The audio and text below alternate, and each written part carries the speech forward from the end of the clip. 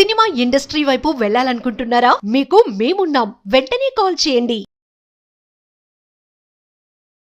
నమస్తే, welcome back to Suman TV. Present మనతో పాటు ఉన్నారు అనలిస్ట్ మందర్ కృష్ణారెడ్డి గారు. నమస్తే సార్. నమస్తే అమ్మా. సార్, ప్రజెంట్ అమెరికాలో వీసా రూల్స్ స్ట్రిక్ట్ అవుతున్న కారణంగా మన వాళ్ళు చాలా మంది అక్కడికి వెళ్ళడానికి తగ్గించేసి వేరే దేశాలకు వెళ్ళడానికి ఇంట్రెస్ట్ చూపిస్తున్నారు అనేది కొన్ని వార్తలు వస్తున్నాయి సార్. అంటే కెనడా కానీ, జర్మనీ కానీ, ఇంకా యూకే, యూఏఈ ఇలా వేరే దేశాలకు వెళ్ళడానికి, అంటే అక్కడ యుఎస్ఏ వెళ్ళే శాతం తగ్గిపోయింది అని అనుకోవచ్చు అంటారా? ట్రంప్ రెండోసారి అధికారంలోకి వచ్చిన తర్వాత రోజు రోజుకు కొత్త నిర్ణయాలు తీసుకురావడం, వలసదారుల పట్ల కఠినమైన నిర్ణయాలు తీసుకోవడం, వీళ్ళంతవరకు వాళ్ళని దేశం నుంచి పంపించాలన్నటువంటి నిర్ణయానికి కట్టుబడి ఉన్నాడు. ఈ నిర్ణయాలు కఠినతరం అవుతున్న కొద్దీ అవకాశాలు సన్నగిలిపోతున్నాయి.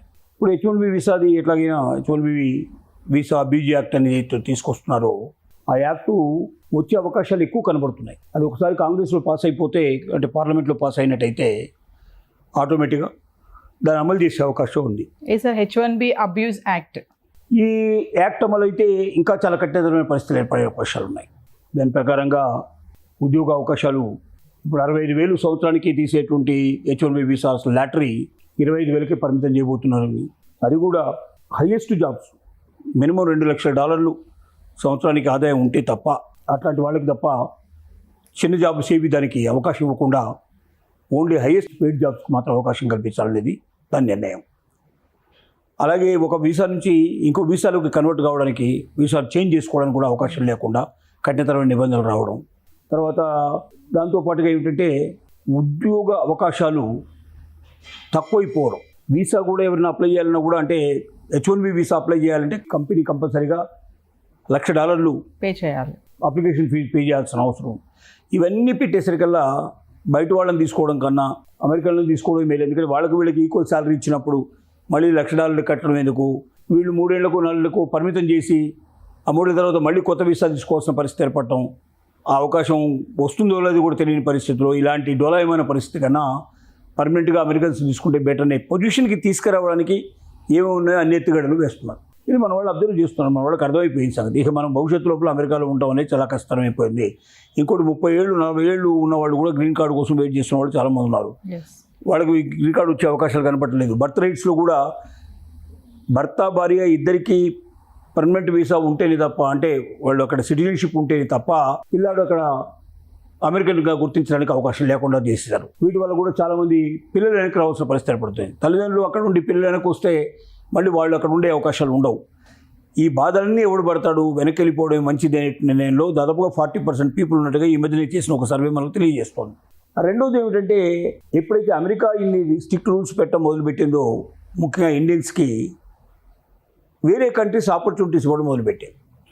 ముఖ్యంగా Europe countries, Canada, Germany, UAE ఇలాంటివన్నీ కంట్రీసు రకరకాలైన స్కీమ్స్ పెట్టి ఇండియన్స్ని అట్రాక్ట్ చేయడానికి ప్రయత్నం చేస్తుంది. ఇండియన్ స్టూడెంట్స్ని, ఇండియన్ లోపల జాబ్ కావాల్సిన వాళ్ళకు కూడా జాబ్ అక్కడ ఇమీడియట్గా వచ్చి జాబ్ చూసుకునే పద్ధతిలో ఏమాత్రం వాళ్ళకి క్వాలిటీ ఉండే పర్సన్ ఉన్నా కూడా, కొంచెం ప్రతిభ ఉన్నవాడు ఎవడున్నా సరే వాడు మేము తీసుకుంటాం, మాకు అవకాశం ఉంది, మేము వితౌట్ ఎనీ ఈ రకమైన కండిషన్స్ ఏమి లేవు, వీసా కోసం ఇన్ని డబ్బు కూడా కట్టాల్సిన అవసరం లేదు, అమెరికా పాటు పడుతున్న పాటలు ఏవి మీరు మా దగ్గర పడాల్సిన అవసరం లేదు, మిమ్మల్ని మేము ఆహ్వానిస్తున్నాం, వాళ్ళు ఏమి పొమ్మంటున్నారు ఆ దేశం నుంచి, మేము మిమ్మల్ని రమ్మంటున్నాం అని రిసీవ్ చేసుకోవడానికి సిద్ధపడి ముందుకు వస్తున్నారు. ఒక్క ఉద్యోగాలే కాదు, స్టూడెంట్స్ కూడా స్టూడెంట్ వీసా ఎప్పుడైతే తీసుకున్నారో, ఇప్పుడు స్టూడెంట్కి ఓపీటీ ఉండేది ఇంతకుముందు, ఇప్పుడు ఓపీటీ క్యాన్సిల్ డిసైడ్ చేశారు. ఇప్పుడు కొత్తగా ఓపీటీ క్యాన్సిల్ అయిందంటే వాడికి స్టడీ అయిపోయిన తర్వాత మధ్యలో ఒక 2-3 ఏళ్ళు టైం దొరికేది. ఆ 3 ఏళ్ల పరిస్థితిలో వాడు ఏదైనా చదువుకోవడం, చదువు కానీ ఏదైనా ఉద్యోగం కానీ చూసుకొని కానీ 3 ఏళ్ళలో స్థిరపడే అవకాశం ఉండేది. ఇప్పుడు అలా కాదు, చదువు అయిపోగానే వెనక్కి వచ్చేసేయాలి. మీరు H-1B వీసా మీకు 3 ఏళ్ళకి ఇస్తే 3 ఏళ్ళు కాగానే మీరు వెనక్కి వచ్చేసేయాలి. అంటే ఇంకా అక్కడ స్థిరపడే అవకాశం లేదు, మీకు అసలు గ్రీన్ కార్డు వచ్చే అవకాశం లేదు, సిటిజన్షిప్ వచ్చే అవకాశం అంతకన్నా లేదు. ఎన్ని ఏళ్ళైనా తప్ప చేసినా మీకు ఇంకా సిటిజన్షిప్ రాదు అనే విషయం వెళ్ళే వాళ్ళకి, వెళ్ళాలనుకున్న వాళ్ళందరికీ అర్థమైంది. కాబట్టి తగ్గిపోతోంది. ఈ సంవత్సరం స్టూడెంట్స్ తగ్గిపోతారు పూర్తిగా, అలాగే H-1B వీసాలు కూడా తగ్గిపోతాయి. అట్లాగే మిగతా వాళ్ళు కూడా, అక్కడున్న వాళ్ళల్లో కూడా 40% వెనక్కి వచ్చేందుకు సిద్ధపడుతున్నారు. ఈ పరిస్థితులు ఏర్పడితే అమెరికా మెల్లగా ఖాళీ అవ్వడం అనేది తప్పనిసరిగా జరుగుతుంది. మిగతా దేశాలు ఏవైతే పిలుస్తున్నాయో మనం వద్దన వాడి దగ్గరికి ఎందుకు వెళ్ళాలి, పిలిచేవాడికి వెళ్ళాలని కుదురుతో అక్కడ అడ్మిషన్స్ పెరుగుతున్నాయి, అక్కడ ఉద్యోగ అవకాశాలు పెరుగుతున్నాయి. ఇండియన్స్ ఇతర దేశాలకు వెళ్ళడం అనేది పెరిగిపోతుంది. ఈ అమెరికాలో ఉండే పరిస్థితులు తగ్గిపోతున్నాయి. ఎస్. ఇది భవిష్యత్తులో కూడా ఇంకా తగ్గే అవకాశాలు కనపడుతుంది. ఏదేమైనా భారతీయులను ఆపాలనే ఒక గట్టి నిర్ణయంతో ఉన్న ట్రంప్ అనుకోవచ్చా సార్? కొత్త ఖచ్చితంగా ఖచ్చితంగా ఆపాలని ఖచ్చితంగా అవసరం. వాళ్ళకి ఒకటే ట్రంప్ పెట్టుకున్నది ఏంటంటే, నీ దేశం నుంచి ఏం తెస్తావు అంటే, మాకు డబ్బు ఉన్న వాళ్ళు, ఆల్రెడీ క్యాపబిలిటీ ఉండేవాళ్ళు వచ్చి ఇక్కడ డబ్బుని ఇన్వెస్ట్ చేసి మాకు ఉపయోగపడేట్టు చేయండి. లేదంటే మీ ప్రతిభతోటి మా దగ్గర ఇన్వెస్ట్మెంట్ స్పిరిటెడ్ చేయండి, మా దగ్గర ఉద్యోగ అవకాశాలు, ఉపాధి అవకాశాలు మెరుగుపడేట్టు చేయండి, మాకు డబ్బు ఎక్కువగా వచ్చేట్టు చేయండి. అట్లాంటి వాళ్ళే మాకు కావాలి. మాకు మామూలు వాళ్ళు వద్దు. ఈ దేశానికి వచ్చి ఈ దేశంలో సంపాదించి మీ దేశానికి పంపించుకోవడానికి సిద్ధపడే వాళ్ళు మాకు అక్కర్లేదు అనేది ఖచ్చితమైన నిర్ణయం తీసుకున్నారు. అందుకే ఈ సోషల్ మీడియా ద్వారా వాళ్ళని కెలికి వెతికి వాడికి ఏంటి అసలు క్యాపబిలిటీ ఉందా లేదా తెలుసుకోవడం. వాడు ఏదో నేరం చేశాడా, లేకపోతే ఎవరికైనా నేరస్తుని వాడు సమర్థించాడా, అమెరికాకు వ్యతిరేకమైన దేశాలను సమర్థించాడా, ఇదంతా కాదు వాళ్ళకి కావాల్సింది. ఆ పేరుతోటి మేము అన్నీ చూస్తాము, అవి వెతుకుతామని చెప్పి ఇవి వెతుకుతున్నారు.